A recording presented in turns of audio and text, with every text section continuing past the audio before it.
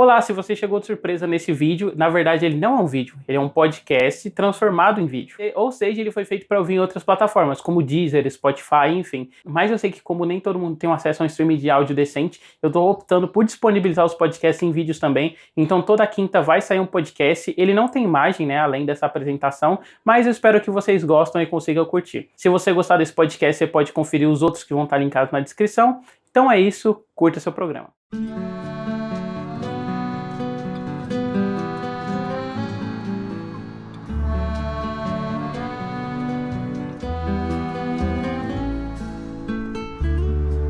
Olá, bem-vindo ao Pinguim Dançarino, seu podcast semanal voltado para discutir animação e seus aspectos linguísticos. Eu sou David João da Purificação, tá me acompanhando aqui hoje o Gustavo Sampaio, do Fita Errada. Olá. E só ele mesmo, gente, porque esse podcast vai ser um papo mais livre só com nós dois. Como vocês já viram pelo título, a gente vai estar conversando hoje sobre características de linguagem, né? E como a narrativa usa essas características para contar as histórias. Mais sobre o tema logo depois da vinheta.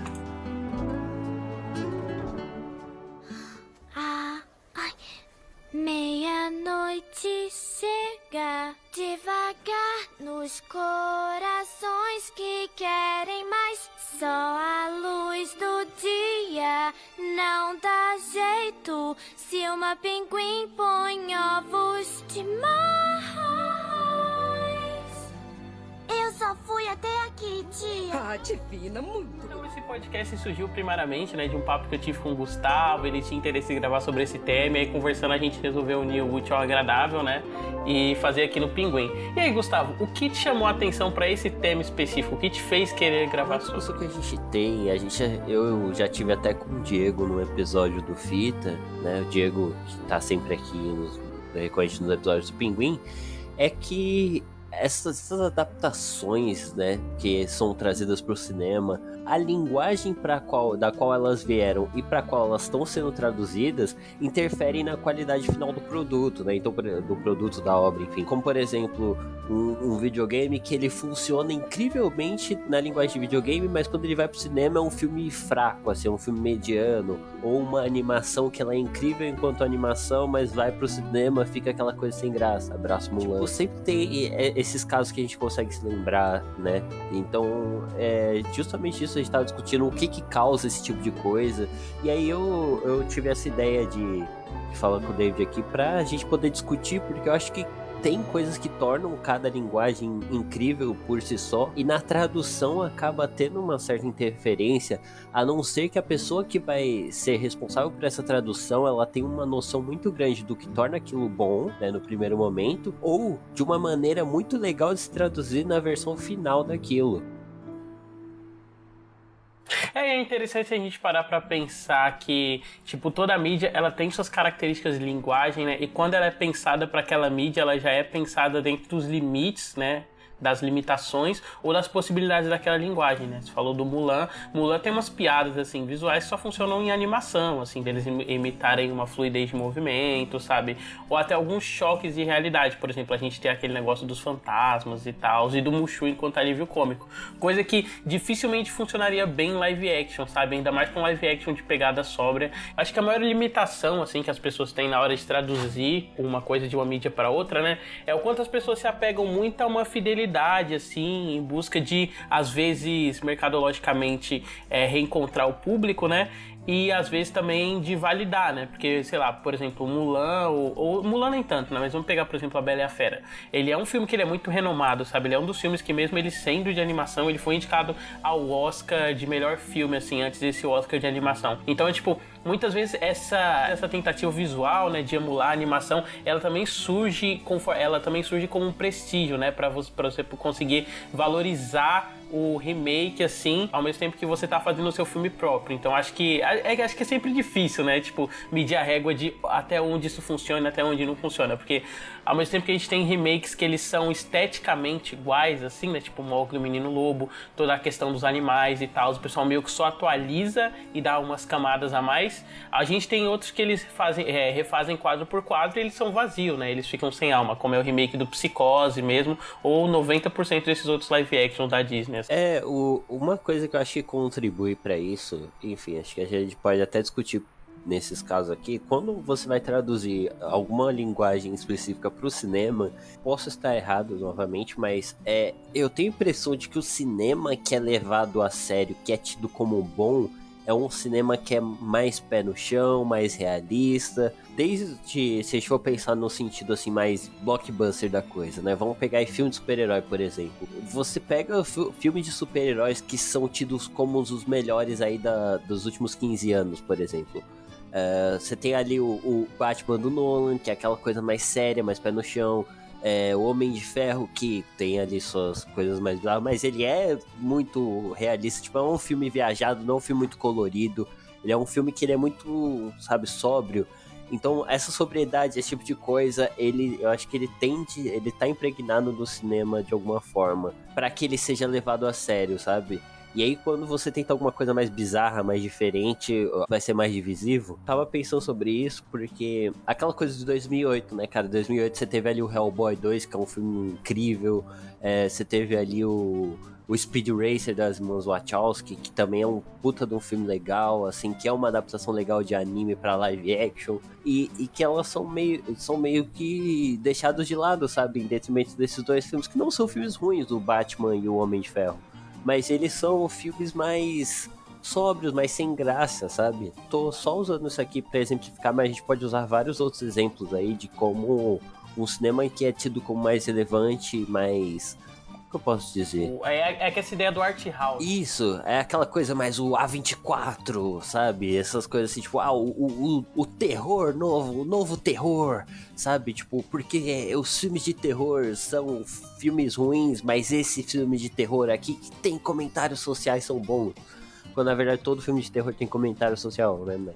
Sobre essa mudança, né, de paradigma, assim, com o blockbuster estadunidense. Eu acho que, assim, durante muito tempo, né, os Estados Unidos, enquanto eles estavam numa alta, assim, nessa crescência econômica, principalmente nos anos 50 e tal, tipo, você tem muito essa caída pelo fantástico, né, tipo, o musical tava em alta, enquanto os outros países do mundo estavam se fudendo, e aí nesses outros países surgiu, tipo, a New Wave francesa, a New Wave italiana, ou aqui no Brasil, né, o cinema novo, com Glauber Rocha e tal. E enquanto isso, os Estados Unidos estavam indo pra esse lado lúdico e tal. Só que eu acho que depois tipo, no fim dos anos 90, né, começo dos anos 2000, os Estados Unidos, ele vinha de uma série de atentados, assim, né, tipo, não só o 11 de setembro, né, mas tinha tido Columbine antes, então, tipo, muito disso os Estados Unidos absorveu, assim, enquanto cultura, ele virou um país muito pessimista, assim, nesse meio tempo, né, em termos de produção de conteúdo. Virou muito essa lógica de as coisas têm que refletir um real, porque nós estamos em crise, né, que é, na prática, o que aconteceu, assim, com os cinemas mundiais nos anos 60, né, e o que aconteceu com a própria... E o que aconteceu com... E é o que acontece, assim, de maneira geral, né? Com a indústria. Ela é reativa, assim, ao mundo real. E eu acho que essa guinada e essa valorização que a gente tem agora é muito porque uma galera que se formou, assim, no início dos anos 2000, né? Fim dos anos 90, eles são os ávidos consumidores hoje em dia, entendeu? E aí, por a gente ter pegado muito esse processo de crise, né, e dessas mudanças, assim, nos Estados Unidos e no paradigma do que eles consomem, a gente cresceu com isso e se educou com isso. E a gente fica com essa repulsa, assim, pelo estilizado, pelo cartunesco e tal. Mesmo que o estilizado e o cartunesco, na verdade, eles priorizem muito mais, assim, a linguagem, né? Porque é sempre você usar da linguagem para construir. Eu tava até conversando recentemente aí com o Guto Bicalho, né, que já participou aqui nos podcasts com a gente, e ele tava falando, né, como ele tem um professor que é teórico, que ele fala que todo cinema por si só é animação, sabe? A partir do momento que o cinema, por mais que ele esteja reproduzindo a realidade, né, com live action, ele é sempre uma abstração, sabe? Você tá vendo uma fotografia, você tá vendo formas e enxergando aquilo como uma pessoa. E aí você pode ter esse apelo direto e tal, como é no caso dos live action, e apelos mais indiretos, como quando você tem Muppets, stop motion, né, ou animação tradicional. Então, tipo, se o cinema, ele por si só, ele é animação como um todo, sabe, por que limitar isso só à esfera do sóbrio, né, do realista? Eu também acho que isso limita muito, assim, e aí, tipo, acho que faz crescer uma geração que é muito apaixonada pela ideia do real, né, e achando que o live action é a fronteira definitiva, e que tudo é meio que uma escala nature, né, sabe aquela ideia de evolução de esse homem veio do macaco, por que ainda existe macaco? Como se o macaco tivesse que virar homem, sabe? Sim. Só que pro cinema, assim, tipo, mas se já saiu a animação, quando que vai sair o live action, sabe? É sempre essa busca por validação, assim. Sim, sim. Nossa, não, perfeita essa colocação aí. Abraço pro pessoal crente que tá ouvindo a gente. Thiago Silva. Mas, mas assim, eu reflito muito sobre isso há um tempo já, né? Que quando a gente vê uma adaptação de livro, né? O cinema ele já vem de adaptações de livro desde acho que do seu início, sabe? Tipo, eu consigo pensar aqui, por exemplo, a história do Frankenstein. Um filme o primeiro filme do Frankenstein é um filme de 1910, tá ligado? Claro que o mais famoso é o de 1930, mas, né, lá, o Boris Karloff e tal, mas o de 1910 tem aí disponível no YouTube, é um filme preto e branco, de cinema mudo de 10 minutos. Mas uma coisa que é engraçada é que, tipo assim, o pessoal usava esses live actions pra elevar o cinema enquanto linguagem, né? Tipo, o cinema no começo ele era tido como um entretenimento barato e que ele ia ser tratado como um circo, né? Depois de um tempo ele ia desaparecer, que nem ia virar uma arte própria. Então o pessoal buscava em outras artes jeito de levar o cinema, né? Tipo, fazendo adaptação de livro clássico e tal. O que, inclusive, isso aí é assunto para um vídeo, para um podcast, na minha cabeça formou essa ideia para as pessoas de que a adaptação ela tem que ser igual ao livro, porque o cinema começa adaptando obras-primas, sabe? E aí depois que ele vai adaptando coisas populares e aí essa noção se perde. Mas para mim é por conta disso, assim.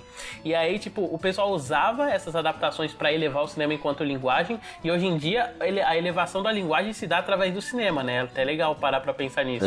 Não, realmente, porque, assim, é por isso que eu digo que o cinema que é relevante ele é tido como uma coisa séria, e por isso que algumas coisas eu não vejo potencial de serem adaptadas, sabe? Por exemplo, eu sempre digo uma regra, cara, videogame dificilmente vai funcionar no cinema, porque, enfim, a maneira como a linguagem do videogame funciona, ela é muito diferente do cinema, e eu vou até entrar nisso depois. Mas só entrando aqui de novo na parte dos livros, o livro ele tem uma vantagem muito grande sobre o cinema, que ele usa sempre da sua imaginação para preencher o fantástico. E isso acaba sendo, assim, não que seja superior ao cinema, mas eu acho que sempre acaba sendo muito mais efetivo, porque, por exemplo, tem um texto do It, a coisa lá do Stephen King, que ele menciona que as pessoas flutuam, sabe?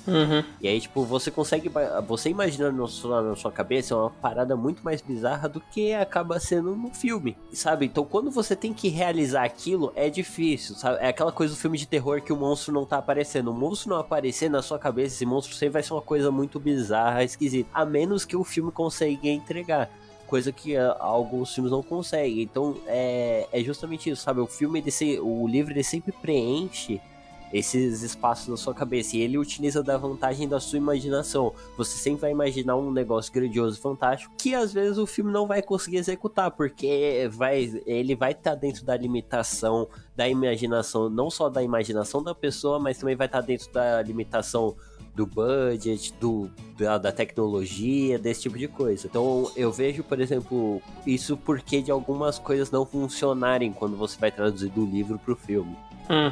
Nossa, foi muito marqueteiro da Paulista agora, né? O budget do negócio.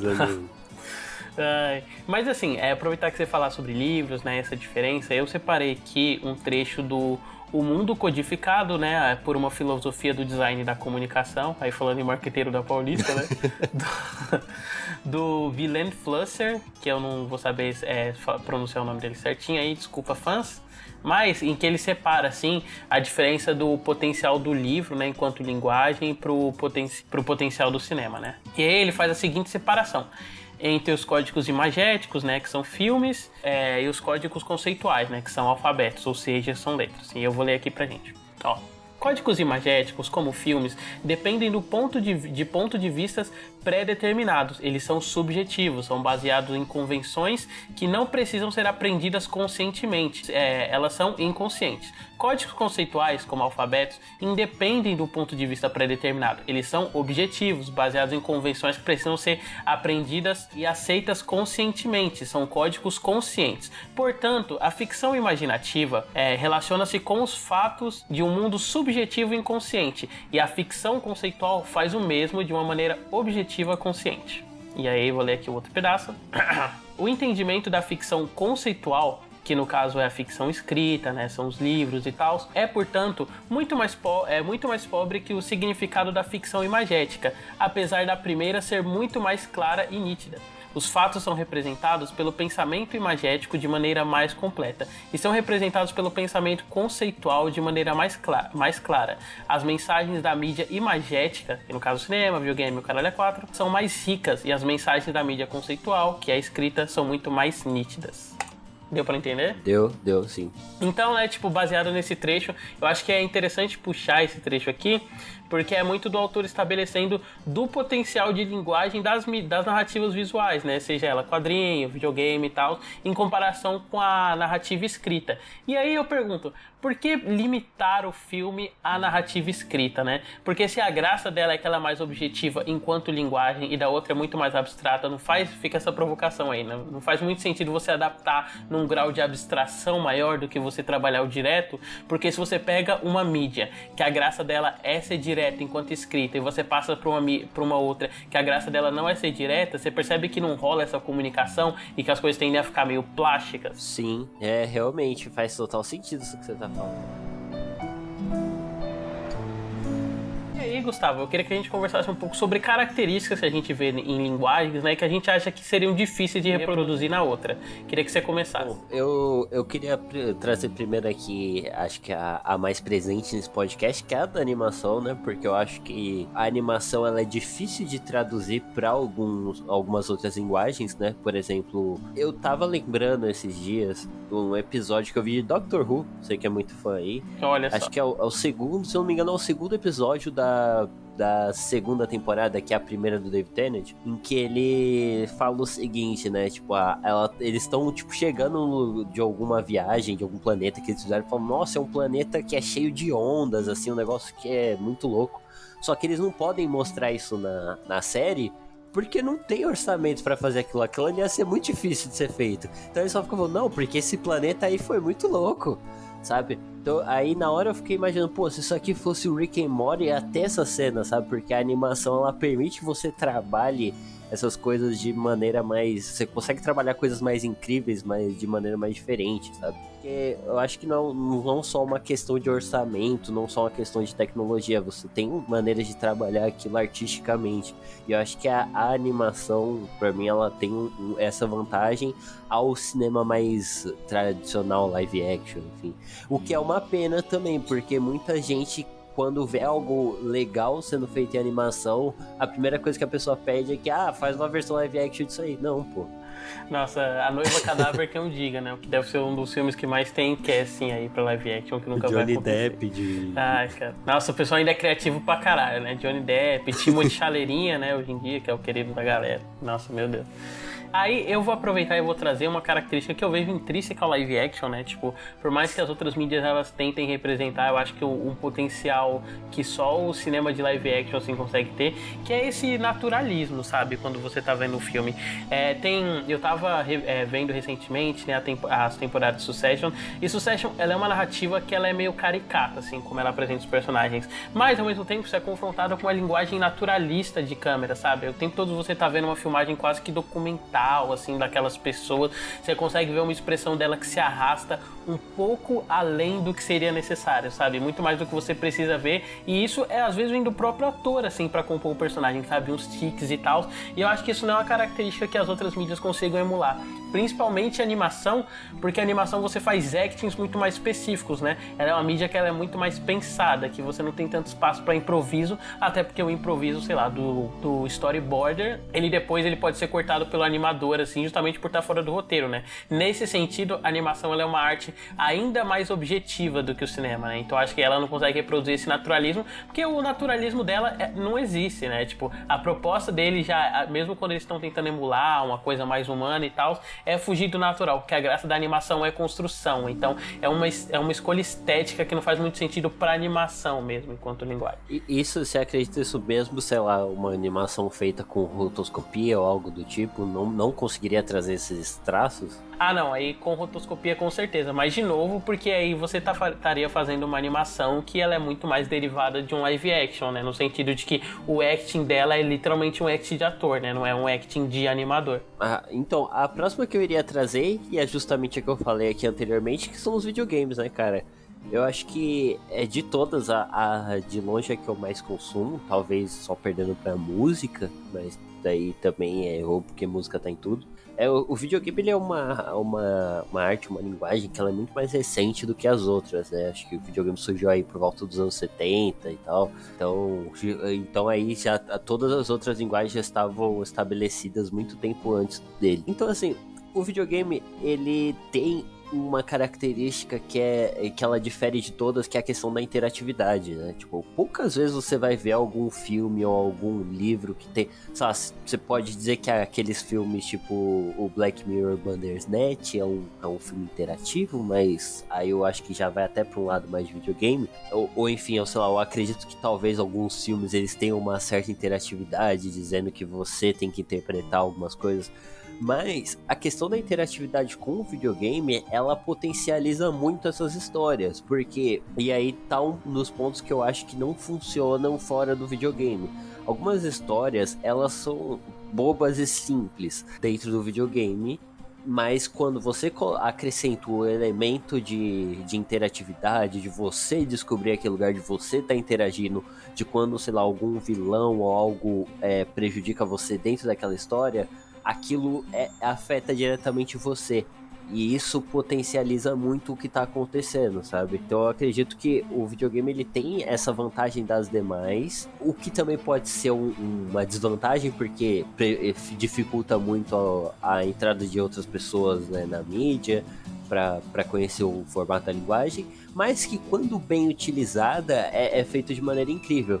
Que infelizmente isso acaba não sendo reconhecido tanto pelo próprio público do videogame quanto pelo público de outras mídias, né? Porque, sei lá, eu vejo muita gente adorando coisas mais voltadas a coisas semelhantes ao cinema, enquanto coisas que são incríveis feitas dentro da linguagem do videogame, né, fica daquele jeito. Vira de novo esse negócio de escala nature, né? Porque tipo, esse aqui é bom, por que é bom? Porque não parece videogame, né? Parece que é cinema. Exatamente.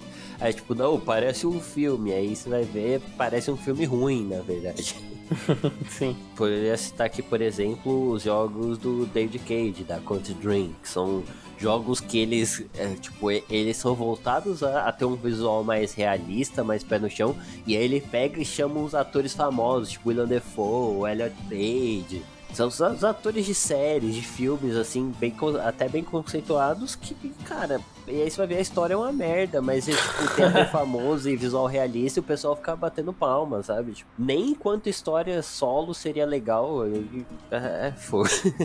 É isso que a gente criticou do próprio cinema, sabe? De essa busca pelo realismo ser mais levada em consideração do que as demais. Isso é foda, né? Porque isso é uma constante, na verdade, em todas as outras mídias, assim, né? A partir do momento que a pessoa que se despende, né, pro realismo, que você tem essa caída, assim, pro realismo. O realismo é limitante, né, gente? Eu vou contar um segredo aí pra vocês que o pessoal descobriu já na época do movimento artístico. O realismo é uma bosta, porque você chega um momento que, nossa, isso tá o mais realista possível. O que você vai fazer a partir disso? Porra nenhuma, né? Porque você chegou no ápice do que você daria pra chegar. É cada vez mais realista e o realismo, ele é findado, né? E aí não à toa depois disso, quando a gente falando em termos de movimentos de artes, né? Você tem esses novos contra-movimentos que são a dessintetização dessas coisas, sabe? É a construção a partir da desconstrução e do caos, porque se a gente for parar pra pensar, o que nos torna humano... Nossa, olha que papo bonito, né?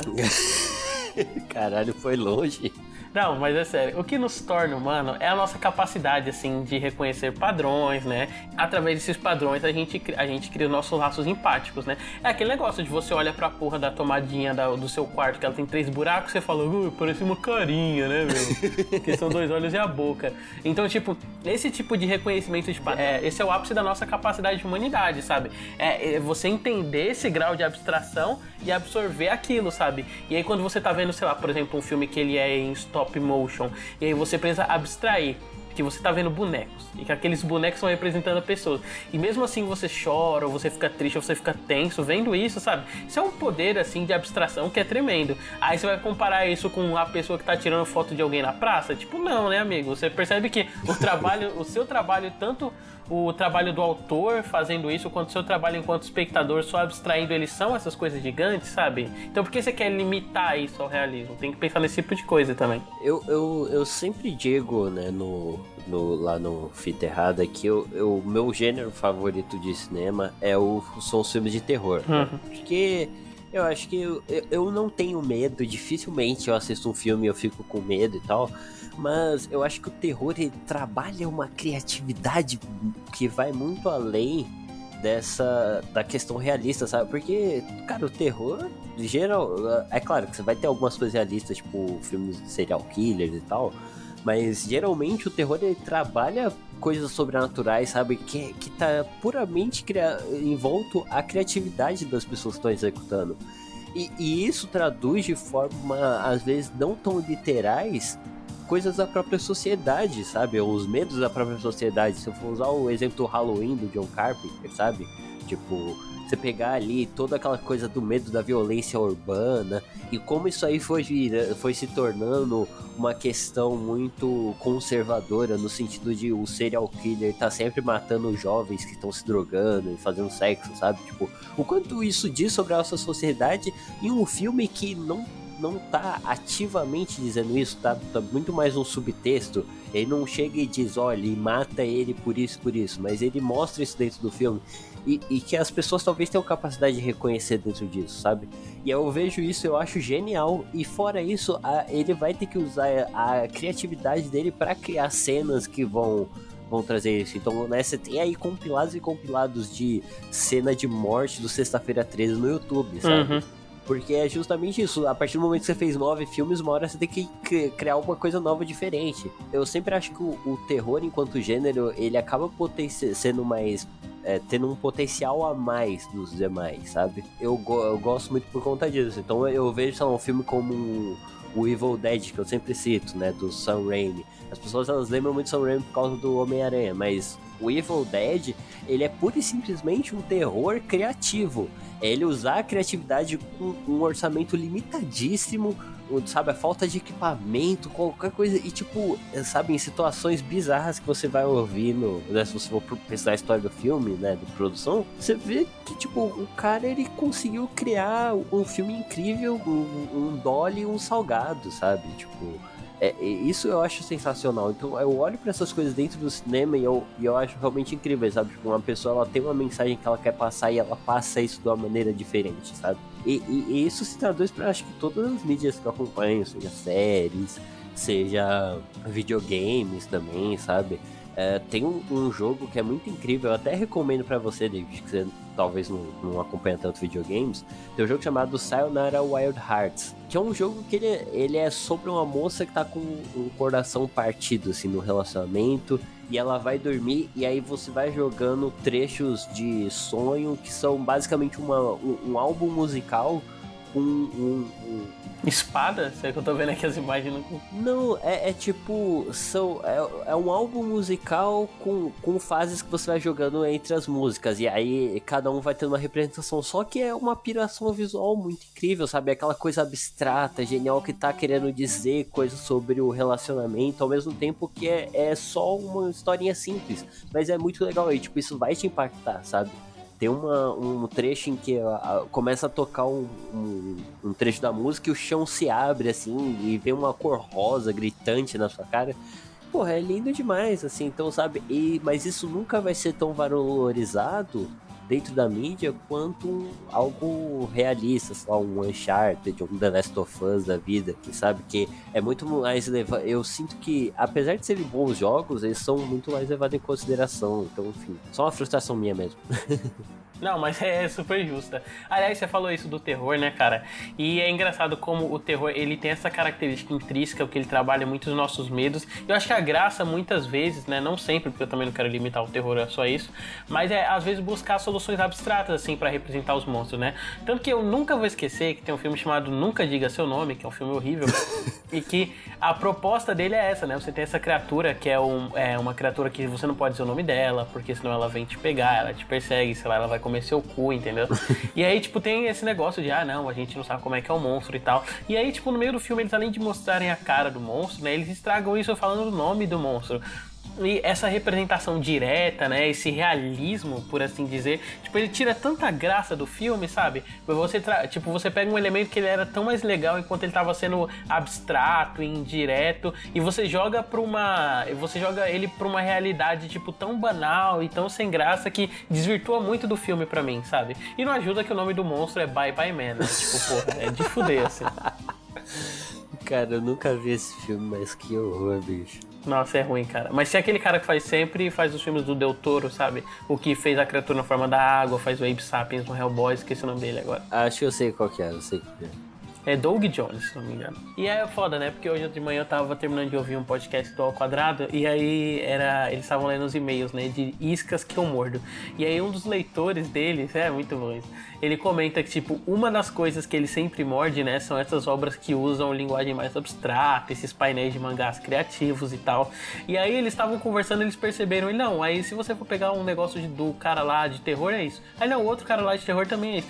Na verdade, terror no geral é muito isso, né? Sempre tem muita abstração, tipo, qualquer Junji Ito da vida que você pega, o cara vai fazer essa loucura assim de painéis. Então eu acho que é realmente isso que você falou, sabe? Que bom que você trouxe o terror, porque o terror, acho que de todos esses gêneros de cinema, né, ele é o que tá mais ligado com o abstrato. Não à toa, né, acho que apesar dele ainda ter muito mais um apelo com a galera jovem e tal, ele é um que, assim como o musical, são gêneros que são mais mal vistos, né, eles são vistos como coisas bobas e tal. Uhum. Não, total, o musical também tem isso, né, cara? Inclusive, eu fui superar o preconceito com musicais recentemente, porque até um tempo atrás eu não via, né? E tipo, não é nem que eu não ativamente não via, sabe? Eu fui passar a ir atrás de musicais depois de Hamilton e tal, mas isso é verdade, assim, principalmente essa questão do terror, voltando só um pouquinho pro terror, eu lembrei enquanto você falava isso do Alien, o Oitavo Passageiro, né, ter toda essa questão da mulher e da personagem, sabe, tipo, a criatura ser praticamente um pinto gigante, é uma criatura que, querendo ou não, acaba estuprando, né, porque é uma criatura que o facehugger é quase que uma certa referência ao estupro, né, porque enfim, ele acaba colocando os ovos. Porque é contra a vontade, né, e é fálico a inserção dele, e aí a pessoa engravida, ela tem que manter, né, realmente é bem um paralelo direto, assim. E também tem outra coisa legal, né, que tipo, no Alien, nos primeiros momentos, assim, ele tá sempre no escuro, ele tá essa coisa mesclada na nave, então, apesar dele ser uma presença literal, né, ele também é meio indireto, assim, nesse sentido, ele é quase, tipo, parte das naves, parte daquele cabo, porra, é muito dos cabos, sabe, é muito foda. Tem até aquela cena famosa lá que ele aparece antes de aparecer, mas você não sabe como ele é, então parece que é algo da nave mesmo, né, não parece que é a criatura ali. Até você vê aquela luva cretina, né, saindo do buraco da nave. Não tô criticando, tá, gente? A linha é linda e perfeita, mas essa luvinha aí dessa cena é foda. E assim, outra questão aqui, trazendo novamente pro cinema, né, que eu acho que demonstra um pouco o que a gente tá querendo falar, é quando às vezes algumas coisas são criticadas em obras, né, que são bobas, assim, tipo, como é que a viagem no tempo funciona em filme X ou filme Y, né, tipo, Inclusive você tem mais de 20 anos reclamando desse tipo de coisa, não vai tomar no seu cu, né, cara, travou em 2012, porra. Então, não, porque o De Volta pro Futuro tem tais problemas, tem problemas X e Y, não faz sentido. Pô, foda-se, o filme é legal, cara. O filme é feito pra ser divertido, tem ali tudo, sabe? Não precisa se prender a isso, sabe? Tipo, ele não é um filme sobre... É ainda pior, porque, tipo, aquilo que eu li, né, aquele trecho do livro que eu li no começo, ele fala como as noções imaginárias, né, da mídia visual, ela depende não de um conhecimento prévio que você tenha, mas de um conhecimento que é construído, né? E o que o De Volta ao Futuro faz? Ele constrói uma lógica própria de funcionamento e as coisas funcionam dentro daquela lógica própria. Aí você fica questionando como a coisa se apresenta a você, aí você tá sendo só burro, né, cara? Não dá pra fazer nada, assim. Se no filme fala que o cara voa, você fica, eu não acredito que ele não voa, porra, o que eu posso fazer por você? Não, mas deu uma explosão ali, o cara saiu vivo no final do filme, como assim, meu? Um tio meu, cara, uma vez ele tava fumando, o isqueiro dele estourou e perdeu 2 dedos. O cara vai sair só mancando. Por favor, né? Você quer dizer que o primo da vizinha o primo do porteiro do seu prédio tava trocando o pneu, e aí o pneu explodiu e matou ele, aí colocaram que era como Covid? Não. Caralho, tomando com essas histórias. Não me empurra que eu já tô na beira. Tentando não fazer doideira. Eu gostei dessa, eu dançaria numa boa. Puxando mais um paralelo, inclusive, uma coisa que eu sempre acho que é inadaptável, né? Por mais que o pessoal insista aí, fique, né, assim. Vai ficar uma bosta, né? É painel de quadrinhos. Porque é uma coisa muito intrínseca ao formato de quadrinho e mangá, né? Apesar de ser a mesma merda, assim, porque eu fiz a separação agora. Desculpa, leitora de quadrinhos. É a questão da diagramação, né? Que é como você tá construindo a narrativa através dos quadros. E aí, principalmente o europeu e o estadunidense, você tem muito uma brincadeira com o fluxo desses quadros, né? Acho que pra quem quer um título mais pop, as coisas do Alan Moore, ele faz muito isso, né? Tipo, você pega em Watchmen, ele tem uma edição que ela é um palíndromo, né? Então, os quadros de cima são sempre espelhados no de baixo e os primeiros quadros da edição também são os últimos da última página dessa edição. Então, essa coisa de palíndromo que vai se formando. Ou, sei lá, você pega no Gavião Arqueiro, por exemplo, lá do Matt Fraction. Você vê que ele faz uns painéis e ele controla todo o seu fluxo visual só através das linhas, às vezes de uma flecha, assim, sabe? Então, ali, às vezes, sua cabeça faz um S enquanto você tá lendo, e esse tipo de coisa não dá pra você reproduzir, assim, em live action, né? Porque, não só em live action, mas em animação também. Porque o cinema, ele é essa arte que ela é estática no sentido que ele tá limitado à tela. Você pode girar a tela, com certeza, mas não é a mesma coisa de você tá lendo a revista e a sua cabeça tem que acompanhar, né? Você tem essa obrigação mora, assim, com o quadrinho. Ou, acho que até num paralelo mais recente, não recente, né, desculpa, mas num paralelo mais forte pra mim, eu lembro quando eu tava lendo Monstro do Pântano do Alan Moore, tem a edição em que os personagens meio fazem sexo, assim, que não é um sexo, né, é só uma viagem psicodélica, mas que simboliza o sexo pra eles, e a Abby come o fruto, e ela tem toda uma outra percepção da realidade, né, e aí ele faz a página girar, assim, e aí quando você tá lendo a revista, cara, você meio que dá um 360 com ela, depois você volta, sabe, só pra conseguir acompanhar o fluxo de conversas, assim, na página.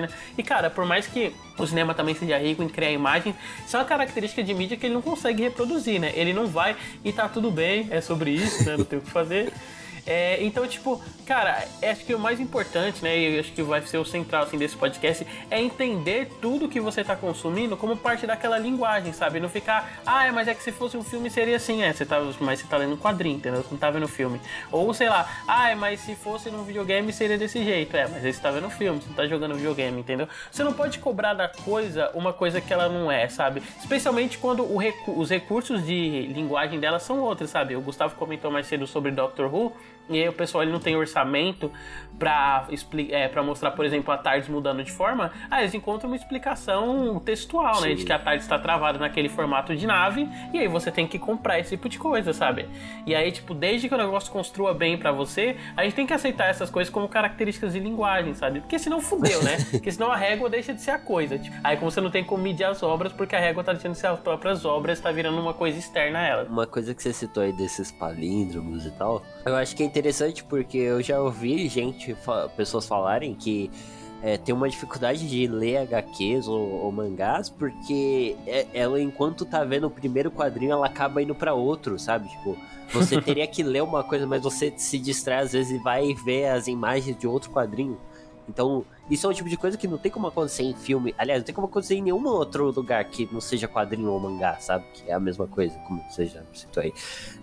Então, isso é um ponto também, sabe? É esse tipo de coisa que é considerável. Porque, por exemplo, se eu pego um videogame, o videogame ele tem uma experiência que foi planejada pra você, mas você controla o personagem ali. Então, dentro de algumas limitações, se você quiser ficar fuçando aquele cenário rodando e fazendo 1 milhão de coisas que não o que você queira fazer, você pode, coisa que você não tem como fazer isso num filme, não tem como fazer isso num livro, não tem como fazer isso na música, que também é outra linguagem, de certa forma. Então, assim, uma coisa que eu queria citar aqui, que eu acho interessante, né, que a gente vai ter uma adaptação de The Last of Us pela HBO. Eu acho que pode até ser boa, pode até ser legal, mas não vai chegar perto do que é o videogame, porque, como a gente já falou aqui, são linguagens diferentes, e eu acho que The Last of Us, ele sabe utilizar da questão da linguagem do videogame para criar uma história interessante, sabe? Então, por exemplo, ele cria esses laços entre os personagens, ele cria uma forma de você, através da sua interação, você criar laços com o personagem, sabe? Coisa que a série não tem como fazer. Então, o que vai se tornar a série de The Last of Us? Vai ser uma série de zumbi. igual você já viu o Walking Dead, você já viu... Cara, porque assim, The Last of Us, ele é muito bem executado, mas ele é a história mais clichê de zumbi que você já viu na vida. Fala um clichê de história de zumbi, ô David. Deixa eu pensar, tem uma pessoa bobona no grupo. Tem uma pessoa bobona no grupo. Aí, tá. Mas é sério, você vai encontrar um cara que ele é paranoico e ele se isola de uma maneira muito forte, ele tem várias armadilhas pra zumbis, tem outro cara que ele é mordido e esconde que foi mordido. Filho, eu ia falar isso agora. Todos esses tropos tem tudo lá. Aí a história principal é sobre um cara que ele perdeu a filha no começo do apocalipse. E a tarefa e ele meio que pega um trabalho 20 anos depois, que é ele levar uma menina até um outro lugar. O que você acha que vai acontecer? É lógico que ele vai criar uma relação afetiva, porque ele espelha a filha dele na menina e tal. Então é simples, sabe? Tipo, é uma história clichê. Eu acho que mesmo sendo uma história clichê, ela tem potencial de ser uma história boa. Mas quando utilizou-se a linguagem do videogame para potencializar isso, cria a história incrível, entendeu? Se você só for traduzir isso de maneira 1 para 1, ou nem que seja 1 para 1, sabe? Mas traduzindo isso para outras linguagens, fica uma coisa normal, sabe? É um 3,5, um 3 ali no Letterboxd com um coraçãozinho, talvez. Cara, e é foda, né? Tipo, nada contra, né? Essa adaptação do Last of Us. Pode ser que seja legal. Eu não queria que existisse, não. Mas até aí, né? Tipo, acho que dos males, talvez o menos pior. Porque pelo menos ela tá indo pra uma emissora em que a pessoa ela tem mais liberdade, assim, enquanto autor, né? Que é o HBO. Mas é um tipo de série que, sei lá, se fosse em outro canal, aí eu teria certeza que ia ser uma merda, sabe? Tipo, Netflix, AMC. Nossa, AMC é certeza, assim. Esse não teria nem o que acrescentar, assim. Videogames, vai ter uma onda de adaptação de videogames aí pelos próximos anos que é inacreditável, assim, porque o que tá tendo...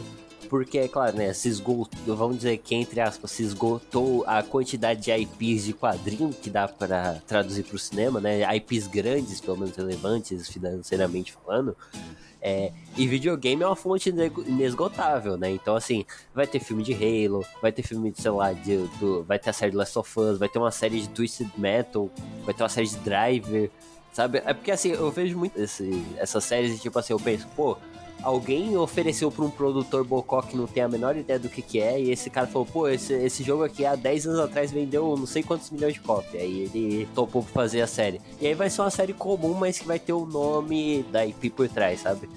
E tipo... Nossa, então vai ficar bem filme de super-herói no começo dos anos 2000, né? Que tipo, tem a Mulher Gato, que já vendeu tanto. Aí, vamos fazer o filme da Mulher Gato. Tem o Homem-Coisa na Marvel, que é essa criatura fazer um filme de terror, e o filme de terror tá em alto. Então vamos fazer um filme de terror, né? Era bem isso mesmo. Não, mas vai ser bem isso mesmo. Tanto que, assim, o que já tem de série confirmada, e é aquilo que eu digo, né? Tipo, eu acho meio triste que você... sabe, pegue justamente as coisas que são mais próximas ao cinema e não as coisas mais legais dentro da linguagem de videogame e tem que, sei lá, tipo, pegar só... Eu imagino que as pessoas perfeitas pra fazer uma tradução seriam as irmãs Wachowski, porque elas sabem... Eu vejo muitas coisas que elas fizeram como Speed Racer ou o próprio Matrix, sabe? Que é essa coisa mega estilizada que pega referência de anime, pega referência de...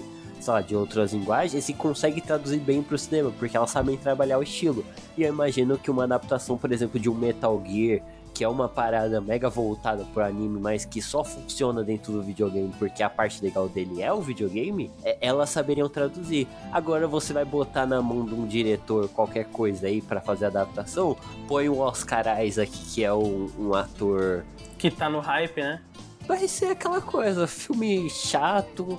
como já foi os que fizeram. Então por isso que eu tenho esse ceticismo base de tradução de videogame, sabe? E até porque, né, uma coisa que rola é que o videogame ele é uma mídia pós-cinema, né? Então, na verdade, o que acontece, o que mais rola é que muito do videogame muito do cinema acaba vazando pro videogame, né?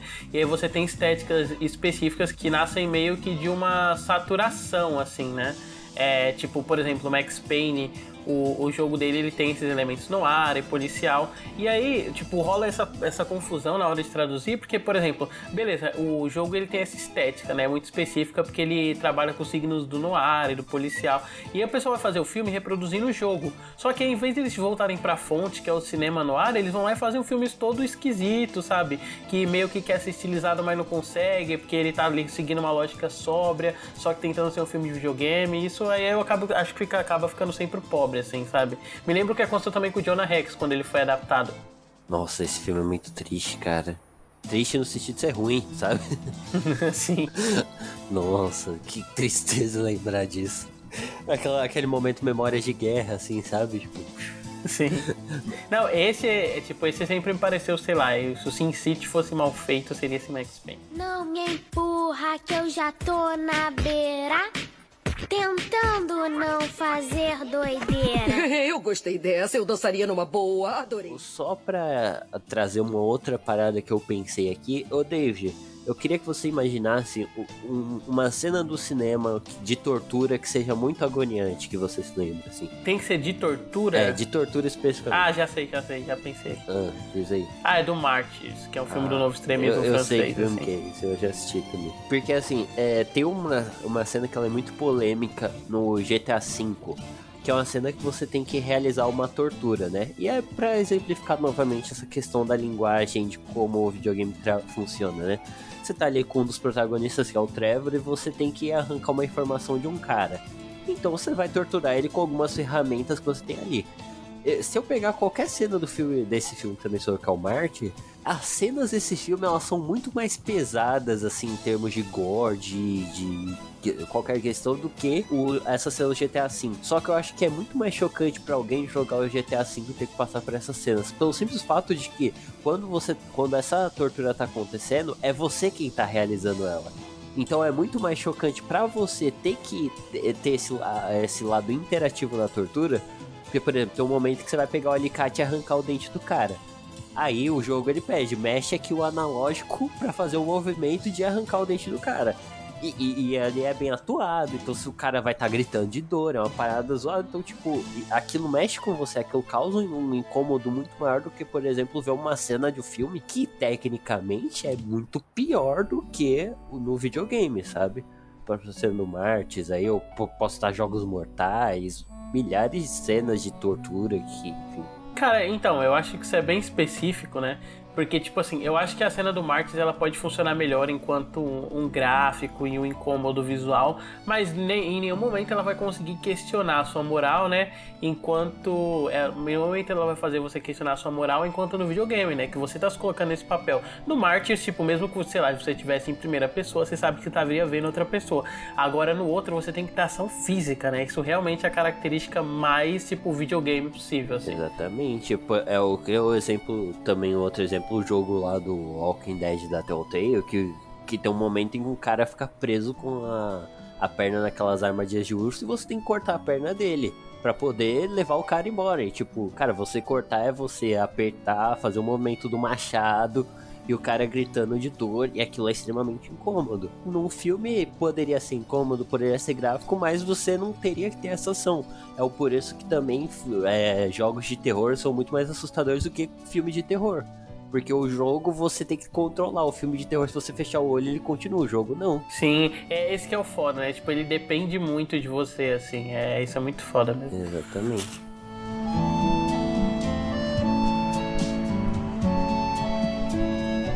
Voltando aqui para um último que eu queria trazer aqui, porque recentemente, né, tipo, assim, em 2019, a gente teve a adaptação para uma versão cinema, só que animação do Aranhaverso. O que Sim. todo mundo pensou? Porra, funciona bem na animação, né? Por que não no cinema live action? E tipo, você tá desconsiderando toda a questão que torna aquele filme especial, porque é um filme incrível. Eu acho a melhor coisa já feita com Homem-Aranha em geral, assim, sabe? E aí você desconsidera todas as questões que tornam esse filme legal, que é a estilização, a maneira que as piadas visuais dele funcionam. E aí você vai traduzir pro live action que, cara, por mais que eu goste dos filmes live action desse Homem-Aranha, até do Tom Holland, não vai ser igual, não vai ser tão bom quanto, tá ligado? Mesmo que tenha fator nostalgia, sei lá o quê. Sim, e o que eu acho mais foda, né? Que, tipo, esse filme ele tem uma série de abstrações que são muito específicas, assim, de animação. E às vezes dele tentando emular quadrinho, assim, né? Então vira uma coisa muito única. Seria igual, sei lá, e se fizessem uma série do HBO do Scott Pilgrim, sabe? Vamos pegar os produtores aí que fazem, sei lá, Succession, The Wire, pra... Não, a galera de euforia, né? E, não, deixa eles caras fazer Scott Pilgrim que vai ficar bravo. Tipo, foi assim. Genial. Então, né, isso, né, Gustavo? O papo rendeu bastante. Eu acho que ele ficou legal porque a gente conseguiu apontar várias características de linguagem, né, e problemas de percepções populares, assim, em relação à linguagem, né? Achei que rendeu bastante. Você quer acrescentar mais alguma coisa? Não, é só isso mesmo. O papo foi bem legal mesmo. Agradecer aí o convite pro Pinguim Dançarino e sempre que quiser estamos aí, né? Apesar de terem passado a perna em recentes episódios aí, eu sempre que quiser, pode chamar. Então é isso, Gustavo. Já fala suas redes, onde a gente encontra o seu trabalho. Bom, eu tô lá no Fita Errada, né? @fitapod no Twitter. E o meu Twitter pessoal que é @GustavoSamp007. Lembrando que nossas redes sociais você encontra com pinguim.dançarino no Instagram. No Twitter o nome é impronunciável, então você só pesquise Pinguim Dançarino que vai aparecer o nosso perfil. Se você tiver interesse de me acompanhar, gostou da minha voz, né, como já disse, conhecido meu que gravou recentemente, você pode ver o canal no YouTube também, que é o Pinguim Dançarino, ou me encontrar no meu Twitter, que é David Juan 3P, é DEIVID. E você também pode encontrar o meu All My Links, aí você vai ter o meu Instagram, meu Letterboxd e todas as outras redes sociais. Então é isso, pessoal. Até semana que vem com o próximo episódio.